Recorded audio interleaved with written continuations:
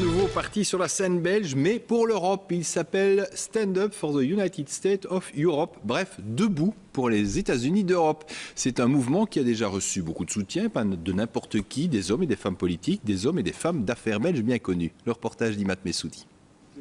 Ce passeport des États-Unis d'Europe, ils en rêvent. Ils ont entre 25 et 35 ans et aspirent à une autre Europe.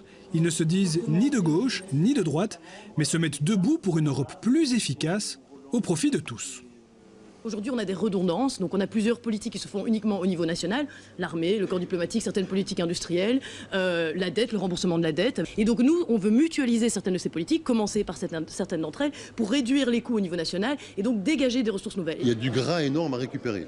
Il y a 800 milliards qui sont, on pense, dépensés en pure perte. Pendant qu'on organise cette gabegie généralisée, on est en train de demander à travers des programmes d'austérité à des gens non pas d'essayer de réduire le gras, mais de se couper dans la chair et pour certains de se couper dans l'os. Parti de rien, le mouvement peut déjà se vanter d'avoir un comité de soutien prestigieux. On y retrouve le vicomte Étienne d'Avignon, Éric Dombe, le patron de Peridaisa, le chocolatier Pierre Marcolini ou encore l'auteur Pierre Mertens.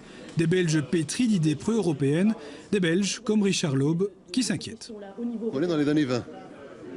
Dans les années 20, on peut aller ou bien dans les années 30 ou bien ne pas y aller.